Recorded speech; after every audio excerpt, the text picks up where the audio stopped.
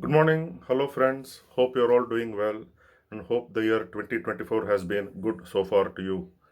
It has been a long time since I did a show on random notes on Jiku Diary's YouTube channel. The last I did was the day after the 2023 ICC Men's Cricket World Cup final with the veteran, experienced senior cricket writer and author of several cricket books, Mr. R. Kaushik. So after that, it has been quite a while, and I've also been wanting to do random notes, but then one thing or the other cropped up, and so many things have happened since the ICC Cricket World Cup. For instance, the IPL auction in Dubai was a record-breaking auction. India toured South Africa. Now Afghanistan is in India for the T20 series, the third of which is being played in Bangalore today. And after this, we have the IPL and then the World Cup later on in this year. So, India, after the World Cup defeat in Ahmedabad to Australia, we all know that they beat Australia in the T20 series, the five-match T20 series 4-1 at home under Surya Kumar Yadav's captaincy. And he also led the team well in the T20s in South Africa, drawing the three-match series 1-1 with the first one abandoned in Durban, washout without a ball being bowled. And then we had KL Rahul uh, lead the Indian team in the ODIs and win the series 2-1. After that, we had that test matches in Cape Town.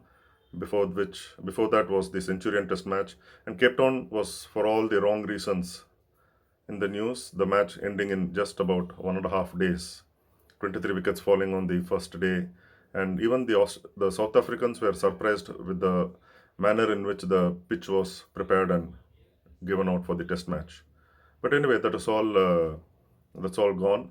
Now we are in the final T20I against Afghanistan in Bangalore. Bangalore is where Afghanistan made their test debut in June 2018, and that match also lasted only 2 days with Afghanistan in their first test match, probably wanting to show what that they are worthy of being given the test status, but then they found it a bit too much for their liking, that they were dismissed twice in the same day on the second day of the test match after India posted a huge first inning score to be beaten by an innings and 200 odd runs in Bangalore Chinnaswamy Stadium. So Afghanistan returned to the same venue for the third and final T20I later this evening.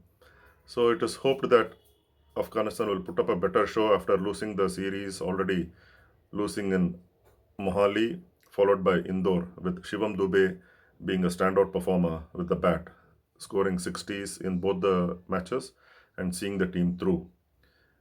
If we look at the second match in Indore, it was a case of opener Yashasvi Jaiswal and Shivam Dube batting at number 4, contesting against each other for who would hit the more number of sixes and also the farthest. It was a case like one batsman hitting 88 meters 6, the other batsman going for 90 meters. Next, it was again 91 meters by the first batsman, and then so it was like a contest within a contest, and it was fantastic to see, and that probably has given further increase the depth of the Indian batting in especially in T20Is. And we all know Yashasvi Jaiswal has been a very good find for Indian cricket in the last 1 year, scoring a century on debut in the West Indies, and now is also making a mark in the limited overs format also. So I'm sure that Yashasvi Jaiswal and Shivam Dube will be a sure selection for the ICC T20 World Cup in West Indies and America later this year in June 2024.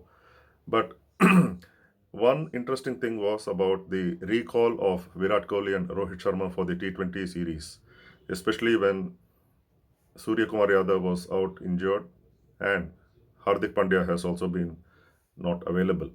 But what happens when they are back? What did you all think of the recall of Rohit Sharma and Virat Kohli into the T20 team?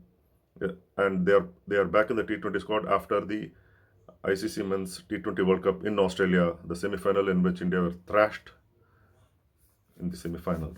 So, I, my personal opinion is that it was a step in the backward direction. I don't know if the presence of Virat Kohli and Rohit Sharma will give India a chance of winning the T20 World Cup later this year, because all these years they have been an important part of the T20 setup for the last decade or so.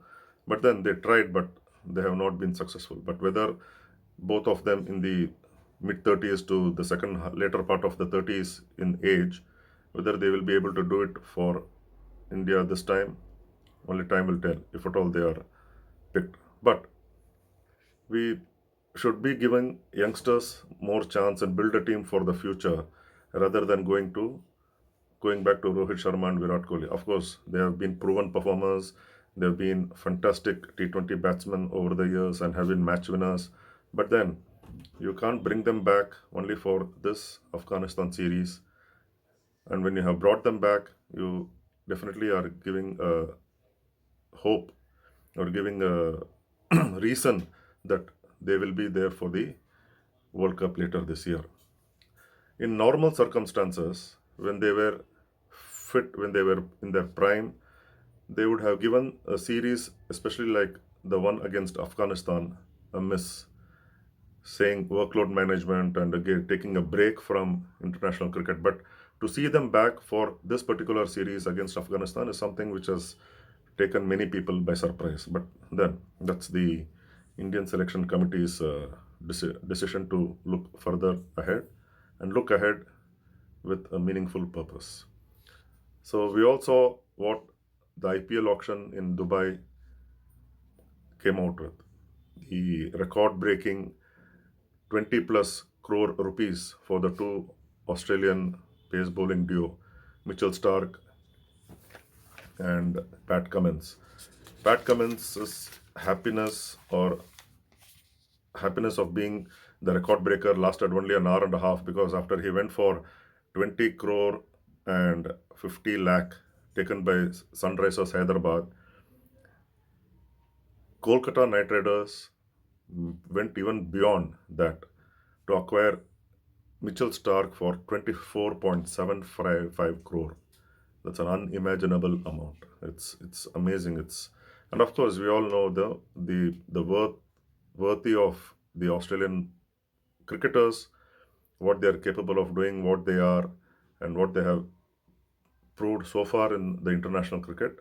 And we know they are in their later half of their test careers and international careers, and I'm sure they will be available for the entire IPL and make every rupee of their purchase count.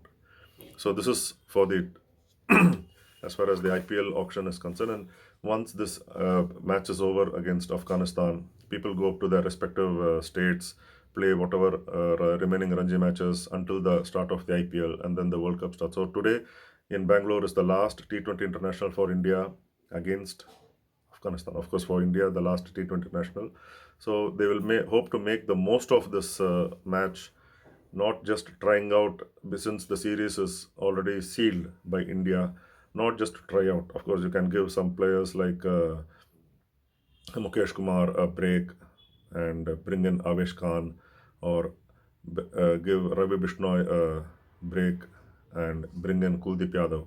But the batting lineup, I don't think will change today, because we have not seen a single run from Rohit Sharma being run out in the first T20 in Mohali, and then out for duck in Indore.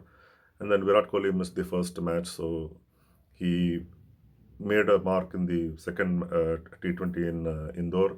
But then the rest of the batting with Shivam Dube doing what he has done, scoring 250s and hitting the ball like crazy over the boundary line, and Rinku Singh getting a few deliveries in the end and remaining not out with his contribution.